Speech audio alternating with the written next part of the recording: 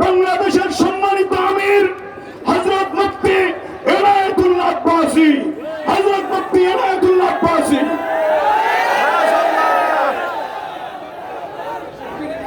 আল্লাহু আকবার। একটু নিচে।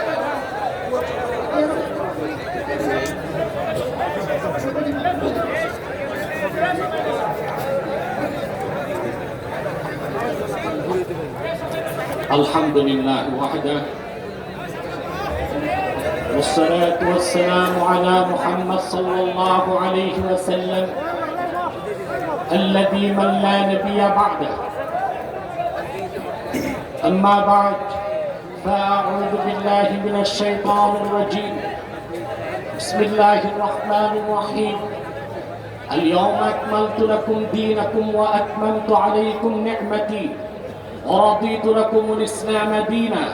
وقال رسول الله صلى الله عليه وسلم إن مثلي ومثل الأنبياء كمثل رجل بنى بيتا فأحسنه وأجمله إلا موضع لبنة من زاوية فجعل الناس يطوفون به ويعجبون له ويقولون هلا أديت هذه اللبنة وأنا اللبنة وأنا خاتم النبيين.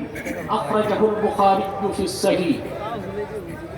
খাতমে নবুয়ত সংরক্ষণ কমিটি বাংলাদেশের উদ্যোগে আয়োজিত আজকের মহাসম্মেলনের সম্মানিত সভাপতি পীরে কামেল শাহ সুফি মাওলানা আব্দুল হামিদ সাহাব বারাকাল্লাহু ফি উমরিহি, উপস্থিত উলামায়ে কেরাম, তুলাবায়ে ইজাম, বিভিন্ন প্রান্ত থেকে ইমানের দাবি আদায়ে আজকে এখানে সমবেত মুসলমান ভাই ও বন্ধুগণ, আপনাদের সকলকে অন্তরের অন্তঃস্থল থেকে জ্ঞাপন করছি মুবারক। আজকে আমরা এখানে এসেছি খাতমে নবুয়ত আন্দোলনের ব্যানারে সুদীর্ঘ 50 বছর যাবৎ বাংলাদেশের সরকারগুলোকে যে দাবি করা হচ্ছে সেই দাবি আদায়ের লক্ষ্যে তাহাফুজে খাতমে নবুয়ত সংরক্ষণ কমিটি কাজ করে যাচ্ছে। সুদীর্ঘ 1 যুগ যাবৎ তাহরিকে খাতমে নবুয়ত বাংলাদেশ প্রতিটি বিভাগে, প্রতিটি জেলায়, শহরে, স্কুলে, কলেজে, নগরে, বন্দরে খাতমে নবুয়তের দাবি আদায়ের কাজ করে যাচ্ছে। এই একটি বিষয়ে সকল মাসলাকের মুসলমান, ঘরানার মুসলমান ঐক্যবদ্ধ। সেজন্য আমি একটি স্লোগানও দিয়ে যাচ্ছি, মাসলাক যার যার, ইসলাম সবার। এই ক্ষেত্রে দ্বিমতের কোনো সুযোগ নেই। খাতমের আকীদা, খাতমে নবুয়তের বিষয়টি আমরা স্পষ্টভাবে জানি। এখন আমাদের জানার বিষয়, কাদিয়ানীদের অমুসলিম ঘোষণার দাবি কিভাবে আদায় করব। মুসলমান মাত্রে আমাদের জানা আছে কাদিয়ানী সম্প্রদায় কাফের এবং তাদের কুফরটা কুফর বাওয়াহা। তাদেরকে যারা কাফের বলবে না তারাও কাফের। কাদিয়ানী সম্প্রদায় যদি বাহাসে বসতে যায়, সেখানেও একটি নিয়ম আছে, হঠাৎ করে বাহাসে বসা যাবে না। ইমাম আযম আবু হানিফা রাহমাতুল্লাহ বলেছেন, কেউ যদি মিথ্যা নবুয়তের দাবি করে, কোন মুসলমান যদি বাহাসে বসে তার কাছে দলিল চায়, তুমি যে নবী তার প্রমাণ কি, যে দলিল চাইবে সেও কাফের হয়ে যাবে। কারণ কোরআন হাদিসের একটি মীমাংসিত বিষয়ে কোন দলিল চাওয়ার প্রশ্ন আসে না। এখন যদি কাদিয়ানীরা আমাদের সাথে বাহাসে বসতে চায়, একটা বিষয়ে আমি বসতে 24 ঘন্টার প্রতি ঘন্টার প্রতি মিনিটে প্রস্তুত আছি, তারা যে কাফের তা প্রমাণ করতে বসতে পারে। আলহামদুলিল্লাহ। আকীদা খাতমে নবুয়ত সুস্পষ্ট জিনিস, যে রাসূলুল্লাহ সাল্লাল্লাহু আলাইহি সাল্লাম আল্লাহর শেষ নবী, এই কথা বিশ্বাস করলো না। সমস্ত ফুকাহা একমত, মান আনকারা আকীদাতা খাতমিন নবুওয়া ফাকান্নামা আনকারা রিসালাতা জামিল আম্বিয়া। মুহাম্মদ সাল্লাল্লাহু আলাইহি সাল্লাম আল্লাহর শেষ নবী, এই কথা যে বিশ্বাস করলো না, 1 লক্ষের উপর নবীকে সে মিথ্যাবাদী সাব্যস্ত করলো। সেজন্য আমি কাদিয়ানীদেরকে শুধু কাফের বলি না, আমি বলি কুখ্যাত কাফের। এরা ইহুদি, খ্রিস্টান, হিন্দু, বৌদ্ধ জঘন্য কাফের। শরীয়তে তাদের আরেকটি পরিভাষা, তারা হচ্ছে জিন্দিক। শুধু কাফের না, জিন্দিকের অন্তর্ভুক্ত। তাদের ক্ষেত্রে শাস্তি হচ্ছে হত্যা বা কাতাল। যা সহিহ বুখারী দ্বিতীয় খণ্ড কিতাবুল ইরতিদাদে এসেছে। হযরত আলীর কাছে কিছু জিন্দিক আনা হলো, ফাআহরাকাহুম, হযরত আলী জিন্দিকদেরকে আগুনে জ্বালিয়ে ভস্ম করে দিলেন। বাংলাদেশ যদি শরিয়া আইনে পরিচালিত হতো, তো কাদিয়ানীদেরকে অমুসলিম ঘোষণার দাবি করার আগে তাদেরকে হত্যার আইন প্রয়োগ করা হতো। যেহেতু শরিয়া আইন নাই, সেজন্য আমাদের পক্ষ থেকে গভর্নমেন্টকে দাবি করা হচ্ছে তাদেরকে রাষ্ট্রীয়ভাবে অমুসলিম ঘোষণার দাবি আদায় করতে হবে। বিষয়টি স্পষ্ট, আল্লাহ এক, লা ইলাহা ইল্লাল্লাহ, আল্লাহ ছাড়া কোনো প্রকারই মাবুদ নেই। জিল্লি মাবুদ নাই, ছোট মাবুদ নাই, ঠিক কিনা? মাজাজি মাবুদও নাই। ঠিক রাসূলুল্লাহ সাল্লাল্লাহু আলাইহি ওয়াসাল্লাম বলেছেন, ইন্নার রিসালাতা ওয়ান নুবুওয়াতা ক্বাদ ইনকাতাআত ফালা রাসূলা বাদি ওয়ালা নবী। নবুয়ত রিসালাতের দরজা আমাকে প্রেরণের মাধ্যমে বন্ধ করে দেওয়া হয়েছে। আমার পরে কোনো নবী নাই, কোনো রাসূল নাই। আল্লাহ ছাড়া যেমন কোনো মাবুদ নাই, মুহাম্মদ সাল্লাল্লাহু আলাইহি ওয়াসাল্লামের পরে কোনো প্রকারই নবী কিংবা রাসূল নাই, ছিল না, নাই, আসবে না। এটাই আকীদা খাতমে নবুয়ত। এই বিশ্বাসটি যার থাকবে না, নিঃসন্দেহে সে কাফের এবং অমুসলিম। খাতমে নবুয়তের আন্দোলন কত বড় আন্দোলন, খাতমে নবুয়তের জিহাদ কত বড় জিহাদ, আমি ছোট্ট একটু উদাহরণ দিচ্ছি। রাসূল করিম সাল্লাল্লাহু আলাইহি ওয়াসাল্লামের জামানায় মদিনাতুল মুনাওয়ারাতে সারিয়া, গাজওয়া, জুয়ুশ, বুউস সব মিলিয়ে 10 বছরে রাসূলুল্লাহর জামানায় জিহাদ হয়েছে প্রায় 80টির মতো। ছোট বড় যুদ্ধ, গাজওয়া, সারিয়া, জুয়ুশ, বুউস সব মিলিয়ে এই 80টির মতো যুদ্ধে ইসলামের পক্ষে এবং বিপক্ষে মোট মানুষ নিহত হয়েছে মাত্র 1018 জন 10 বছরে। অথচ সিদ্দিক আকবর রাদিয়াল্লাহু তাআলা আনহুর জামানায় ইয়ামানের ইয়ামামায় মিথ্যা নবুয়তের দাবিদার মুসাইলামা যখন নবুয়ত দাবি করল, হযরত খালেদ সাইফুল্লাহর নেতৃত্বে হযরত আবু বকর সিদ্দিক 30,000 সাহাবী প্রেরণ করলেন মিথ্যা নবুয়তের দাবিদারকে হত্যা করার জন্য। ইতিহাস সাক্ষী, সেই একদিনের যুদ্ধে 2400 সাহাবী শাহাদাত বরণ করেছেন। তার মধ্যে 700 ছিলেন কোরআনের হাফেজ। ইসলামের 10 বছরের যুদ্ধে ইসলামের পক্ষে বিপক্ষে মানুষ মারা গেল 1018 জন। আর শুধু একদিন মিথ্যা নবুয়তের দাবিদারকে হত্যা করতে যে 2400 সাহাবী শাহাদাত বরণ করলেন, 700 কোরআনের হাফেজ। তার থেকেই তো বোঝা যায় খাতমে নবুয়তের আন্দোলন সবচেয়ে বড় আন্দোলন, খাতমে নবুয়তের জিহাদ সবচেয়ে বড় জিহাদ। এটা বছরে একবার করার জিনিস না, প্রতি বছর, প্রতি মাসে, প্রতি সপ্তাহে দাবি আদায়ের আগ পর্যন্ত আমাদের আন্দোলন চলতেই থাকবে। প্রিয় সুধী, পূর্বে যারাই মিথ্যা নবুয়ত দাবি করত তাদের কাছে প্রমাণ চাওয়া হতো না, তাদেরকে কতল করা হতো। আর মাওলানা মিজানুর রহমান সাইদ সাহেব বলেছেন, এবারটা এইভাবে এসেছে, قد انعقد الإجماع على أن شاتم الرسول صلى الله عليه وسلم يكفر ويقتل مرتدا ولا تقبل توبته। আল্লাহ রাসূল সাল্লাল্লাহু আলাইহি ওয়াসাল্লামের আরশচুম্বী মর্যাদাকর শানের খেলাফ কোন বক্তব্য যদি কেউ দেয়, রাসূলুল্লাহ শান মানে যদি তানাক্কুস করে, ইস্তিগফার সাব্যস্ত করে, তাকে কাফের ঘোষণা করে হত্যা করতে হবে। সে যদি তওবার আবেদন করে, তওবা কবুল করা হবে না, তার গর্দান উড়ায় দেওয়া হবে। সেজন্য পূর্বে যখনই মিথ্যা নবুয়তের দাবিদারগণ নবুয়ত দাবি করত, উম্মতের মুসলমানগণ তাদের গর্দান কেটে দিত। যুগে যুগে যত মিথ্যা নবুয়তের দাবিদার বের হয়েছে, তরবারির মাধ্যমে তাদের ফয়সালা হয়েছে। আমার আল্লাহ হাবিব মুহাম্মদ সাল্লাল্লাহু আলাইহি ওয়াসাল্লামের ইসলাম ও কোরআনের হাজার হাজার হাজার বছর পরে ইংরেজ আমলে এক শয়তান ইংরেজদের 5টা গোলাম নবুয়ত দাবি করেছে। শয়তানটার নাম রেখেছিল তার বাপ মির্জা গোলাম আহমদ কাদিয়ানী।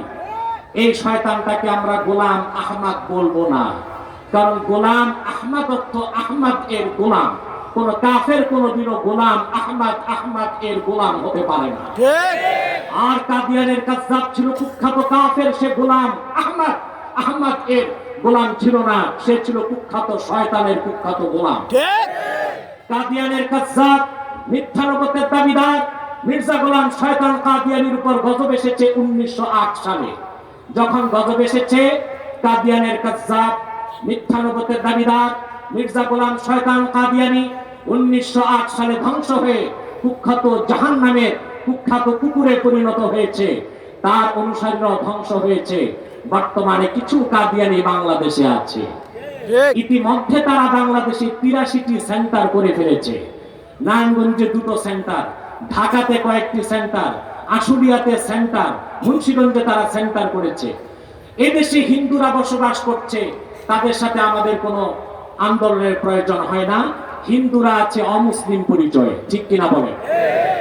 খ্রিস্টানরা আছে অমুসলিম পরিচয়ে, বৌদ্ধরা আছে অমুসলিম পরিচয়ে, কিন্তু কাদিয়ানীরা তাদের চেয়ে বড় কাফের, কিন্তু তারা মুসলিম পরিচয় দিয়ে আমাদের ধর্মীয় অনুভূতিতে আঘাত দিচ্ছে। মুসলমানকে জঘন্যতম চক্রান্তের মাধ্যমে কনভার্ট করে অমুসলিম বানাবার চেষ্টা করছে, তা আমরা বরদাস্ত করতে পারি না। তারা তাদের আস্তানাকে মসজিদ বলছে। হিন্দু বৌদ্ধ খ্রিস্টানদের উপাসনালয় যেরকম মসজিদ হতে পারে না, কাদিয়ানীদের আস্তানা মসজিদ হতে পারে না। বাংলাদেশে যদি শরিয়া আইন থাকতো, তাহলে কাদিয়ানীদের উপাসনালয়কে মসজিদ বলার কারণে আগুনে জ্বালিয়ে দেওয়া ওয়াজিব হতো। তারা নিজেকে পরিচয় দেয় আহমদী জামাত, কখনো বলে আহমদিয়া জামাত, কখনো বলে আহমদী মুসলিম জামাত, কখনো বলে আহমদিয়া মুসলিম জামাত, কখনো বলে আহমদী সম্প্রদায়, কখনো বলে আহমদিয়া সম্প্রদায়।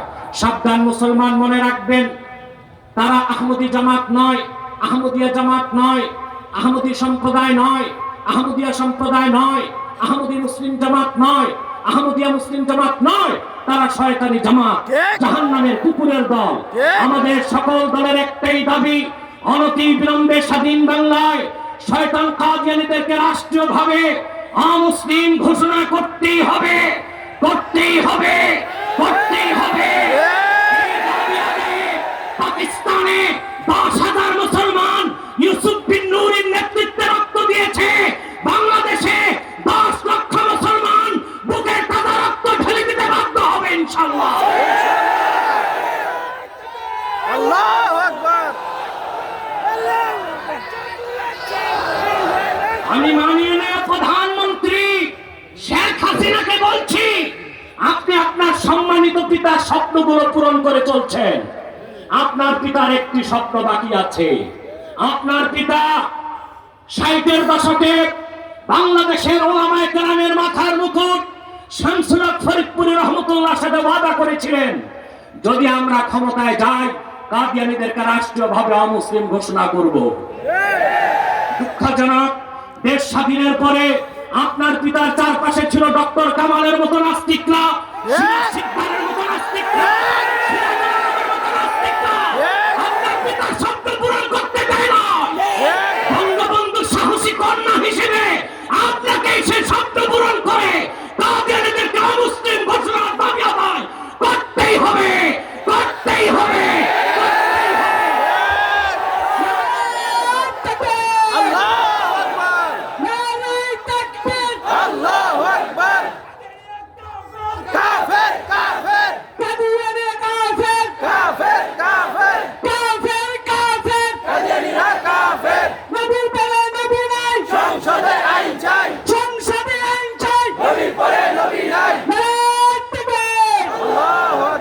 আমার মুসলমান ভাইয়েরা, আপনারা দেখেছেন একটি লাইভ শোতে কাদিয়ানীদের এক দালাল আমার সাথে বিতর্কে বসেছিল।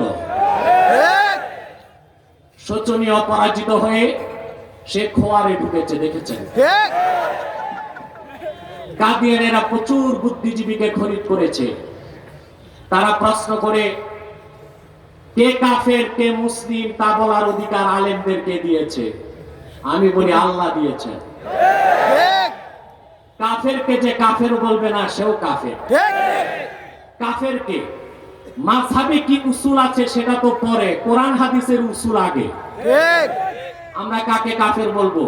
আল্লাহ কোরআন কারীমে বলেছেন, মা ইউজাদিলু ফি আয়াতিল্লাহি ইল্লাল্লাযীনা কাফারু। আল্লাহর কোরআনের আয়াত যারাই অস্বীকার করে, কোরআনের আয়াত নিয়ে অপব্যাখ্যা করে, বিতর্ক করে, ঝগড়া করে, তারা কাফের ছাড়া কেউ নয়। এই ফাতাওয়া কার? কোরআনে আল্লাহ। অন্যত্র আল্লাহ বলেছেন, ওয়ামান লাম ইয়াহকুম বিমা আনজালাল্লাহ ফাউলাইকা হুমুল কাফিরুন। আল্লাহ পাক যে রায় দিয়েছেন সেটা যারা মানে না তারা কাফের। ঠিক।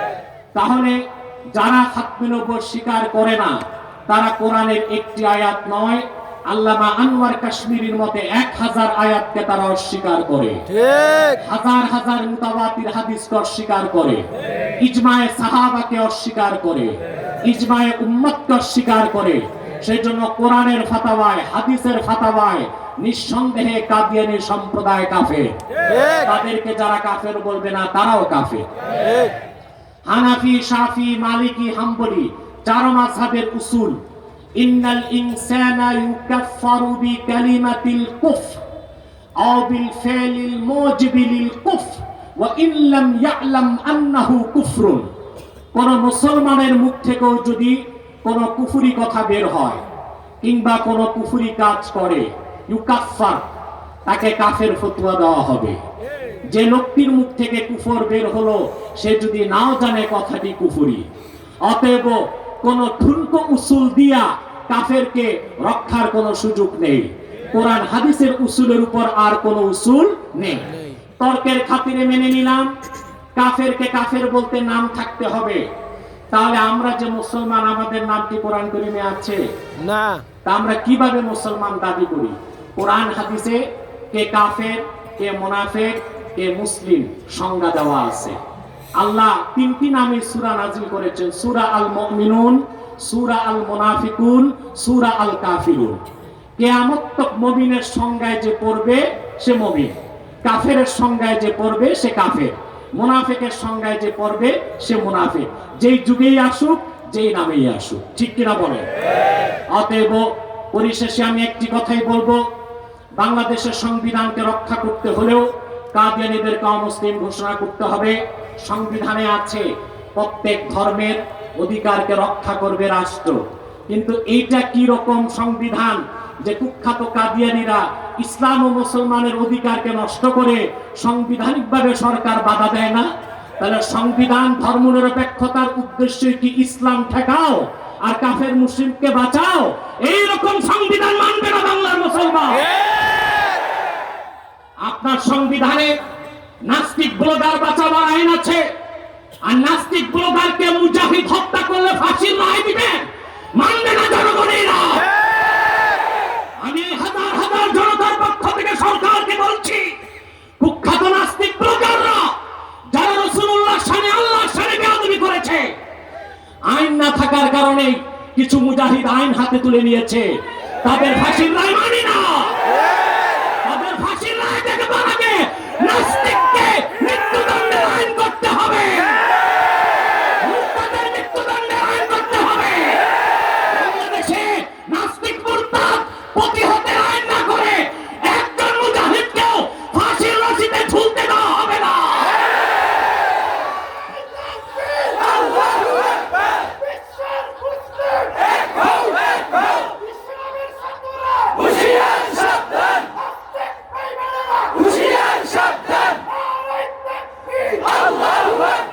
পরিশেষে প্রধানমন্ত্রীর উদ্দেশ্যে বলবো, আপনি যদি মুসলমান হয়ে থাকে কাদিয়ানীদেরকে রাষ্ট্রীয়ভাবে অমুসলিম ঘোষণা করতেই হবে। যদি সংবিধান রক্ষা করতে চান কাদিয়ানীদেরকে অমুসলিম ঘোষণা করতেই হবে। যদি স্বাধীনতার চেতনা রক্ষা করতে চান কাদিয়ানীদেরকে অমুসলিম ঘোষণা করতে হবে।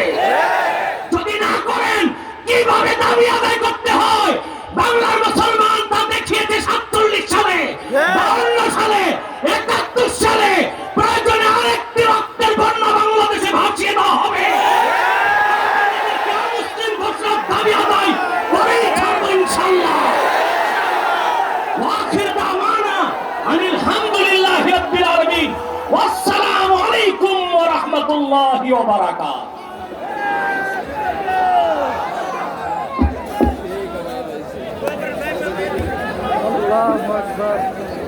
বসে পড়ি, বসে পড়ি। একের পর এক আলেম তার বক্তব্য পেশ করবেন। আমাদের দাবি একটাই,